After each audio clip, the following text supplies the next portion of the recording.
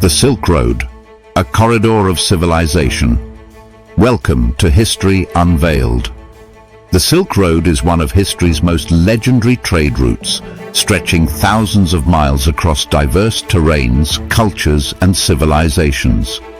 Originating in China and extending to the Mediterranean, this network of trade routes linked the East and the West, fostering exchanges of goods, ideas, religions, technologies, and even diseases.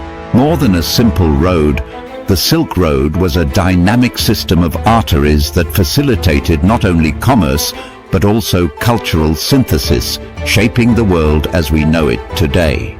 The origins of the Silk Road. Long before the term Silk Road came into being, ancient China had established internal trade routes that laid the groundwork for transcontinental exchange. By the time of the Han Dynasty, 206 BCE, 220 CE, silk, a highly coveted luxury item, had become a central commodity, prompting the expansion of these routes into Central Asia. Opening of the Silk Road.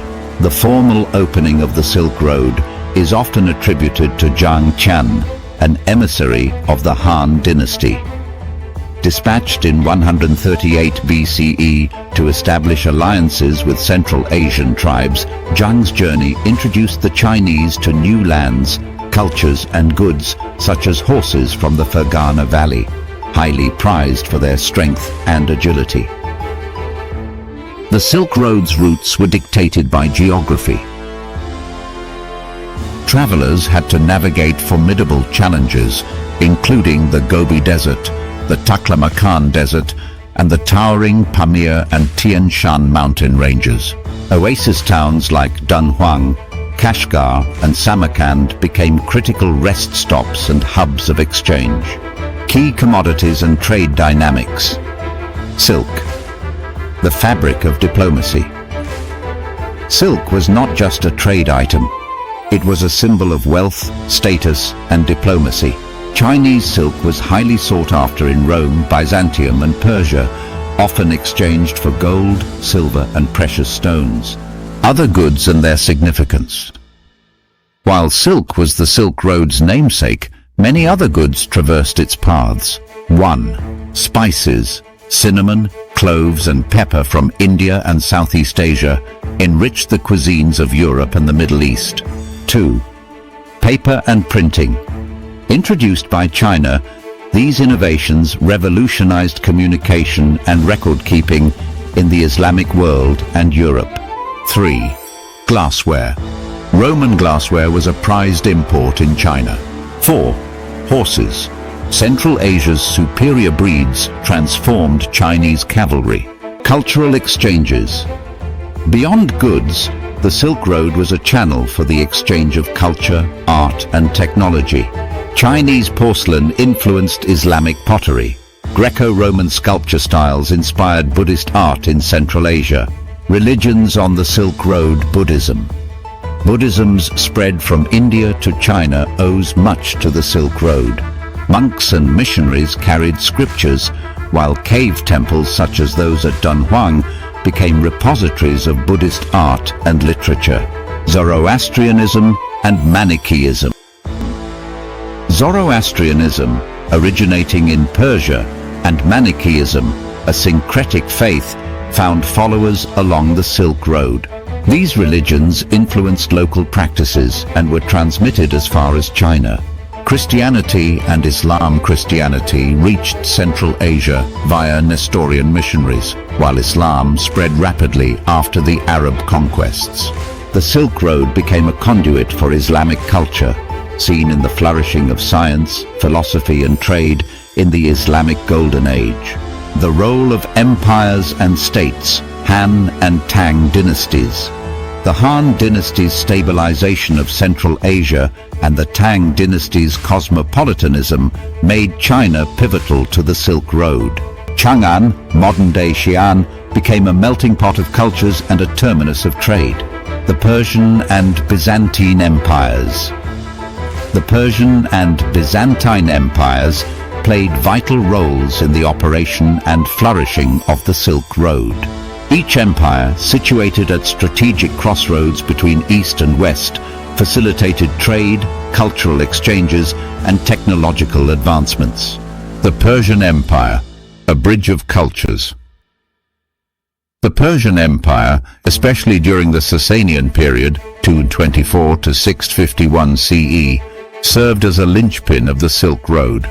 Persian merchants were skilled negotiators and intermediaries who moved goods between China, India, and the Mediterranean.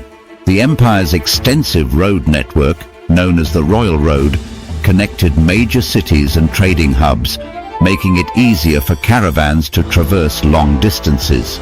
Persian influence extended beyond trade.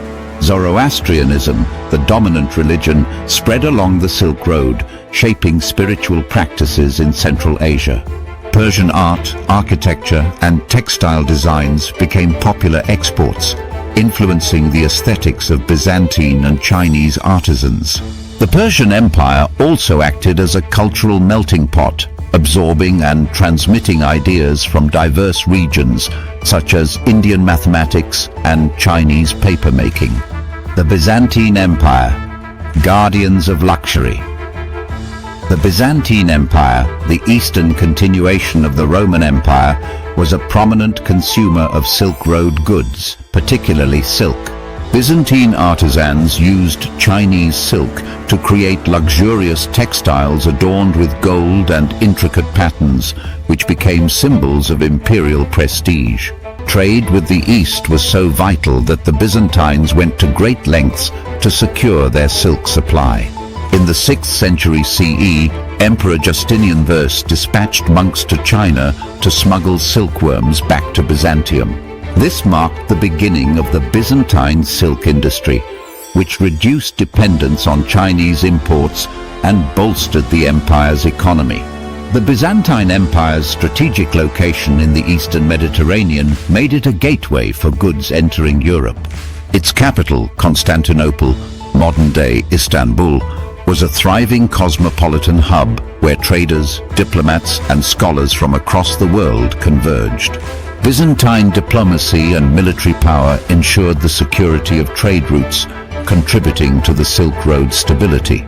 Together, the Persian and Byzantine empires exemplified the interconnectedness fostered by the Silk Road. Their collaboration, competition, and cultural exchanges enriched not only their own societies, but also the broader civilizations linked by this ancient trade network. The Mongol Empire. The Pax Mongolica, or Mongol peace, during the 13th and 14th centuries was a golden age for the Silk Road. Under Mongol rule, trade routes were safer and cultural exchanges flourished. Marco Polo's travels occurred during this era. Marco Polo's Travels, a journey through the Mongol Empire. Marco Polo, the famed Venetian merchant and explorer, embarked on one of history's most extraordinary journeys, traversing the vast expanse of the Mongol Empire and beyond. Born in 1254, Marco came from a family of traders deeply involved in commerce between Europe and the East. His father, Niccolo Polo, and uncle Maffeo had already traveled to Asia and established connections with Kublai Khan, the powerful Mongol ruler. In 1271, Marco joined them on their second journey, setting out on an odyssey that would span over 2 decades. The journey to the East. The Polo family departed Venice and traveled through the Mediterranean to the Middle East. They crossed the rugged landscapes of Persia, modern-day Iran, endured the harsh deserts of Central Asia, and navigated treacherous mountain passes. Along the way, Marco observed diverse cultures, languages, and religions, meticulously documenting their customs, economies, and innovations. His keen eye for detail would later make his accounts invaluable to European readers. The Polos eventually reached the court of Kublai Khan in Shangdu, also known as Xanadu, located in modern-day Inner Mongolia.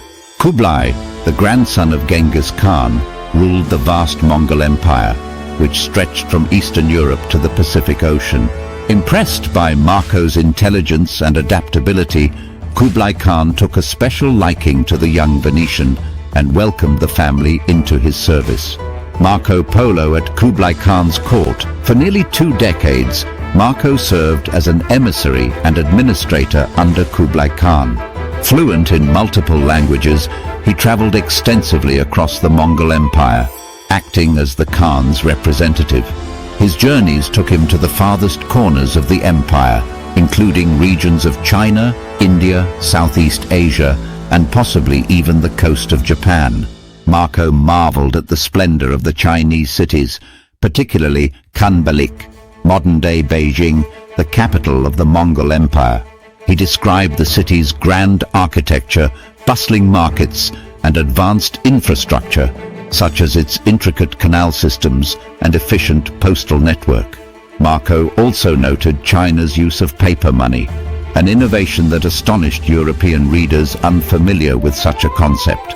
In his travels, Marco witnessed the Mongols' sophisticated governance and the remarkable integration of diverse cultures within their empire.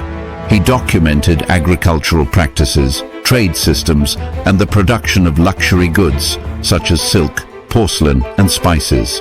His accounts painted a vivid picture of a thriving civilization that was both advanced and enigmatic to his European contemporaries. The return to Venice. After years of service, the Polo family sought to return home. With Kublai Khan's permission, they embarked on a perilous sea voyage, navigating the Indian Ocean and crossing the Arabian Sea. The journey was fraught with danger, including storms, shipwrecks, and disease. Despite these challenges, the Polos eventually reached Venice in 1295, bringing with them immense wealth and a wealth of knowledge. Legacy of Marco Polo's travels. Marco Polo's experiences were immortalized in the book The Travels of Marco Polo, dictated to a fellow prisoner during his captivity in Genoa.